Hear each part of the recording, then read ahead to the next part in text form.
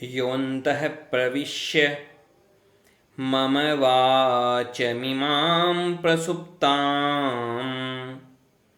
सञ्जीवयत्यखिलशक्तिधरः स्वधाम्ना अन्यांश्च हस्तचरण श्रवणत्वगादीन् प्राणान्नमो भगवते पुरुषाय तुभ्यं। श्रीवीरराघवदयार्द्रकृपावतारं श्रीजानकीश पदपद्मपरागभृङ्गं श्रीश्रीधरार्य चरणाम्बुजलग्नमौलिं श्रीदेशिकार्य घनश्यामगुरुं नमामः। श्री वेदांत देशिक स्वामी जी महाराज शिष्य के 14 लक्षणों का वर्णन करते हुए छठे लक्षण के बारे में बताते हैं कि जो सच्चा शिष्य हो, जिसे सच्चा शिष्य बनना हो, जिसे सच्चा भक्त बनना हो, उसे अपने अहंकार का पूरी तरह से त्याग कर देना चाहिए। त्यक्तमान है। उन्होंने छठा लक्षण कहा शिष्य के बारे में, त्यक्तमान है, जिसमें अभिमान बिल्कुल भी न हो। श्रीमद् भगवद गीता के 16वें अध्याय में वर्णन किया गया भगवान के द्वारा 2 तरह की संपत्तियों का। देवासुर संपद विभाग योग, उस अध्याय का नाम है दैवासुर संपद विभाग योग। 2 तरह की संपत्तियां होती हैं। एक तो होती है सांसारिक संपत्तियां, और उन सांसारिक संपत्तियों को जोड़ने में जो लगे वो असुर है। असुर कहते हैं प्राणों को, जो केवल अपने प्राण को बस संतुष्ट करना चाहे, जो केवल अपने शरीर को सुखी रखना चाहे, जो केवल और केवल सांसारिक संपत्तियों को बटोरना चाहे, वह भगवान की दृष्टि में असुर है। जो केवल सांसारिक संपत्तियों में ही दृष्टि रखे, वह भगवान की दृष्टि में असुर है। और दूसरी संपत्ति कौन सी? दूसरी संपत्तियां हैं आध्यात्मिक संपत्ति। ध्यान रखिए, संपत्ति दोनों ही हैं एक तरह से देखें तो। एक है सांसारिक संपत्ति और दूसरी है आध्यात्मिक संपत्ति।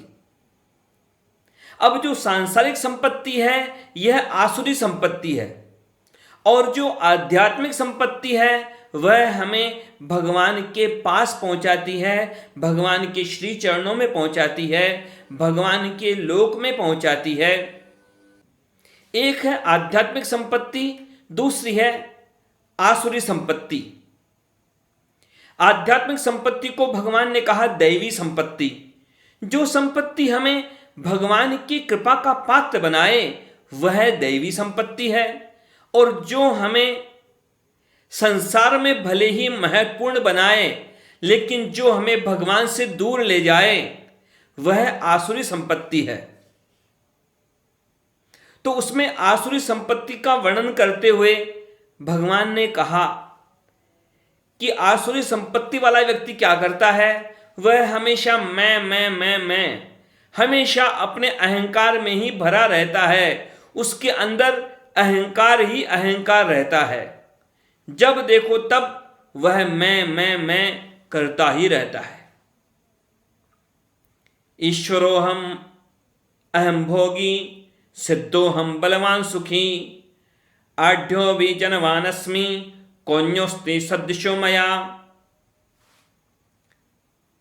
श्रीमद् भगवद गीता के 16वें अध्याय के 14वें और 15वें श्लोक में वर्णन किया भगवान ने, उसका केवल सामान्य अर्थ बोल रहा हूं कि जो सांसारिक संपत्तियों को बटोरता है, इकट्ठा करता है, आसुरी संपत्तियों को इकट्ठा करने वाला बस अपने आप को क्या समझता है कि मैं तो ईश्वर हूं, यानी मैं तो सब कुछ करने में समर्थ हूं। अरे मैं तो सिद्ध हूं, मैं तो सब कुछ कर सकता हूं, मैं बलवान, मैं सुखी, मैं बड़ा ऊंचे कुल वाला, अरे कौन मेरी बराबरी कर सकता है। इस तरह की बातें करने वाला, इस तरह की विचार अपने मन में रखने वाला, अपने आप को सबसे ऊंचा और बाकियों को अपने से नीचा मानने वाला, यह है आसुरी संपत्ति वाला व्यक्ति, यानी असुर, यानी भगवान की दृष्टि में जो कभी उनकी कृपा का पात्र न बने, जो भगवान से दूर ही दूर होने वाला, ऐसा है आसुरी संपत्ति वाला। संसार में कई बार महत्ता होती है उन चीज़ों की कि अरे वह तो बड़ा धनवान है, अरे वह तो बड़ा बलवान है, अरे वह तो बड़े पद वाला है, उसके पास तो ऐसा सामर्थ्य है। अरे भाई, ये सारे बड़प्पन, ये सारी बड़ाई, ये सारी विशेषताएं, ये सब किस काम की? कई बार वे बड़े कहलाने वाले लोग, मन में आसुरी भाव रखने वाले लोग, मन में अहंकार से भरे हुए लोग, वे लोग भी कई बार अच्छे काम करते हुए भी दिखते हैं। उनके द्वारा कई बार अच्छे काम भी होते हैं, लेकिन वे अच्छे काम किस लिए करते हैं? वे अच्छे काम भगवान को प्रसन्न करने के लिए नहीं करते।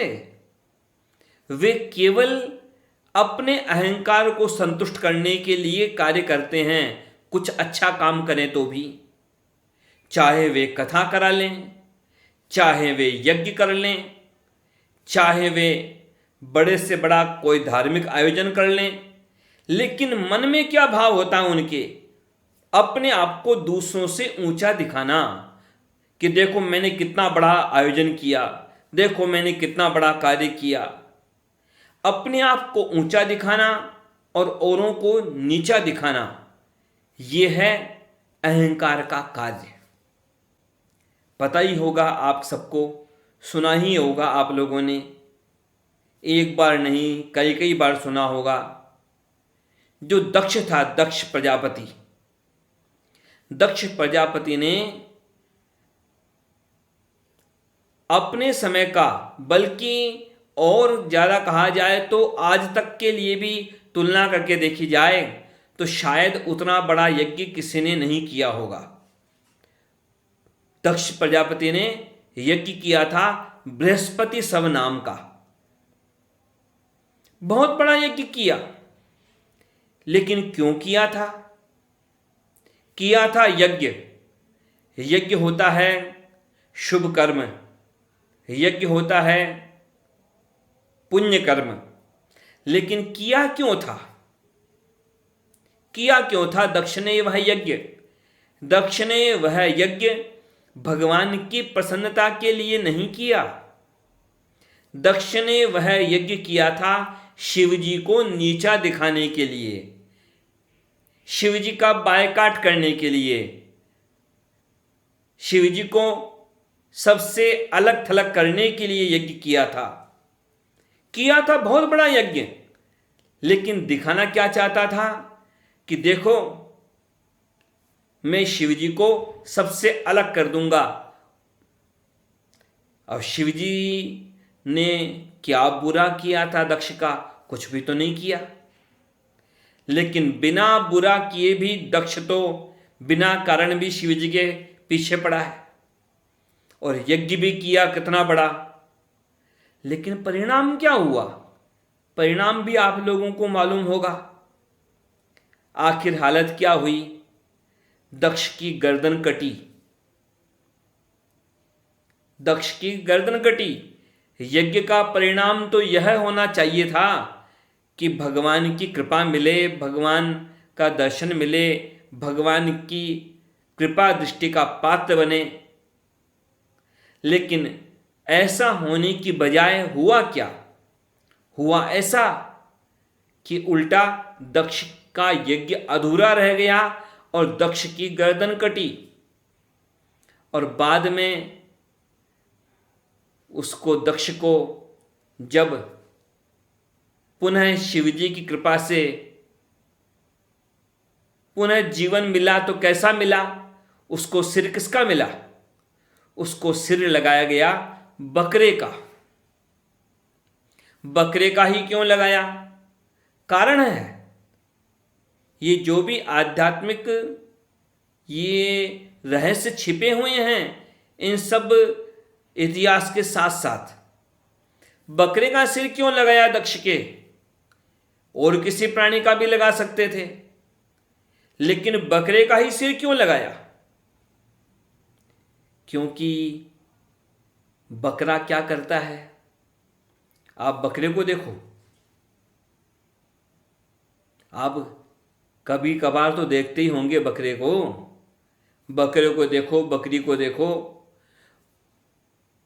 चाहे वो उनको कहीं पर बांध दो खूंटे से, तो भी बकरा तो बस क्या करता रहता है? मैं।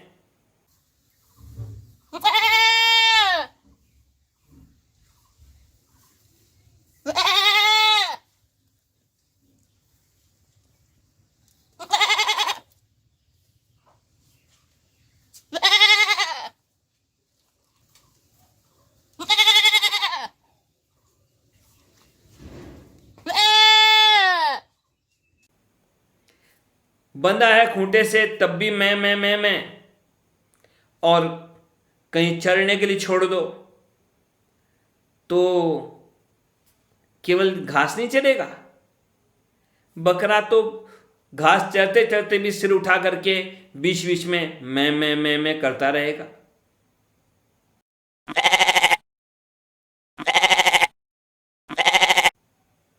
चुप नहीं रहेगा। चाहे खड़ा है एक जगह खूंटे से बंधा हुआ, तब भी बार बार मैं करेगा। और चाहे चरने के लिए छोड़ दो, तब भी केवल घास नहीं चरेगा, बीच बीच में सिर उठा करके मैं करता रहेगा।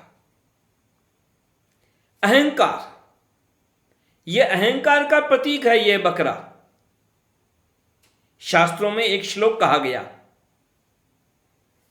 कि जो व्यक्ति मैं और मेरा में उलझा रहता है, जो व्यक्ति हमेशा मैं, या तो अपने आप को औरों से विशेष दिखाने के लिए मैं ऐसा मैं वैसा ऐसा कहता रहे, और या फिर मेरा करता रहे, यानी उसके पास जो कुछ सांसारिक चीजें हैं कि मेरा ऐसा बंगला, मेरी ऐसी कार, मेरी ऐसी संपत्ति, मेरी ऐसी कंपनी, तो ऐसे जो मैं और मेरा करने वाला जो बकरा है, शास्त्रों में कहा गया संकेत में कि मैं और मेरा करने वाला जो बकरे के रूप का, बकरे के समान जो अहंकारी है, वह काल रूपी भेड़िए के द्वारा नष्ट हो जाता है। बड़े बड़ों का पता नहीं, बड़े बड़े राजा महाराजा विश्व विजेता, वो भी संसार में धूल में मिल गए, तो बाकी किसका क्या अहंकार। अश्रम में, वसनम में, जाया में, बंधुवर्गों में, इति में कुर्वाणम काल वृको हंति पुरुषाजम। अब एक पक्षी के बारे में सुना होगा आपने। एक पक्षी होता है जिसका नाम होता है मैना। तो एक संत ने एक बड़े सुंदर शब्दों में और बड़े गहरे भाव का एक पद लिखा। कैसा पद लिखा? बकरे से मैना की तुलना की और दोनों की क्या परिस्थिति होती है, मैना और बकरे, उन दोनों की क्या स्थिति होती है, उन दोनों का वर्णन किया। मैना ने मैं ना कहा। अब मैना ने क्या कहा? मैना ने मैं ना, कि तुम कुछ हो कि नहीं नहीं मैं कुछ नहीं। मैना ने मैं ना कहा, गाहक दे बख्शीश। तो क्या कहा? अरे छोड़ दो भाई, इसके अंदर कोई मैं नहीं है, कुछ नहीं है, ये अपने आप को कुछ नहीं है माने। अरे छोड़ दो भाई, ये तो अभिमान शून्य है, ये तो मैं शून्य है, अहंकार रहित है। मैना ने मैं ना कहा, गाहक दे बख्शीश। लेकिन बकरे की हालत क्या होती है? बकरे ने मैं किया, तुरंत कटाया शीश। और बकरे की हालत क्या? बकरे ने क्या किया? बकरा मैं, तो लो भाई, बकरे के साथ ये तो होता है। मैना को कोई नहीं मारता और बकरे कटते ही कटते हैं। मैना को कोई नहीं मारता और बकरे तो कटते ही कटते हैं। क्यों? क्योंकि उसके अंदर मैं था। अब उस मैं का क्या हुआ? कहां गया वो मैं? अब जब सिर कट गया बकरे का, प्राण निकल गए। अब क्या हुआ? पीछे क्या बचा? हड्डी, चमड़ा, मांस। अब हुआ क्या उसका? जो हाड़ मांस था इस देह के फौजार में, जो कुछ हाड़ मांस था बकरे के शरीर में, उसकी क्या गति हुई? कुछ सड़ गया, कुछ गल गया, कुछ जा बिका बाजार में। अब क्या हुआ? कुछ मांस और हड्डी कुछ तो सड़ गए, कुछ गल गए, और बाकी जो था बिक गया बाजार में। अब पीछे क्या? पीछे क्या बचा? तो पीछे बची आंतें। शेष आंतें रह गईं तब मैं सुनाने के लिए। केवल आंतें बच गई शरीर की उसकी, जो मैं की आवाज आने के लिए वो आंतें बचे, आंतें रह गई। लेकिन हालत क्या हुई? अब उन आंतों को कौन ले गया? आपने रुई धुनने वालों को देखा होगा, कभी रजाई में, गद्दे में वापस रुई भरवाई हो, कभी देखा हो, रुई धुनने वालों को देखा हो। तो वो रुई धुनने वाले उस बकरे की आंत से एक तार जैसा बना करके उस आंत को ही वहां पर एक धनुष जैसा कहो, एक औजार होता है, उसको धुन्नी कहते हैं। उस धुन्नी के ऊपर उसको खींच करके आंत से बांध देते हैं और उसी को, रुई को अलग अलग करने के लिए, रुई को दोबारा उपयोगी बनाने के लिए उसी पर पीटा जाता है। उस पर लकड़ी का वो जो धुन्नी का है औजार, और उस पर वो आंत को चढ़ा दिया और फिर क्या करते हैं? उसे भी नताब ले गया धुनकी पे चढ़ाने के लिए। अब धुनकी पर चढ़ा तो लिया उसको। अब क्या होता है? उसको रुई के ऊपर, पुरानी रुई के ऊपर उस आंत की डोरी को रखते हैं और जोर से लकड़ी के सोटे से मारते हैं। और लकड़ी के सोटे से जब मारते हैं बार बार, तब क्या होता है? मार सोटे की पड़ी तब आंतें भिन भिनाने लगी। मार सोटे की पड़ी तब आंतें भिन भिनाने लगी। और अब क्या हुआ? पहले आवाज क्या आती थी उस बकरे के मुंह से हरदम? मैं। लेकिन अब क्या हुआ? मार सोटे की पड़ी तब आंतें भिन भिनाने लगी। मैं की जगह आवाज तू की आने लगी।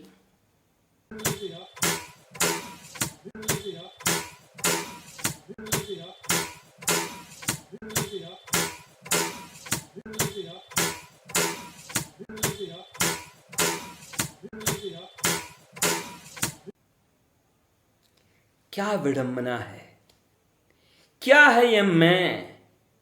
लोग अपने मैं समाते नहीं हैं। मैं ऐसा। अरे कौन क्या कैसा?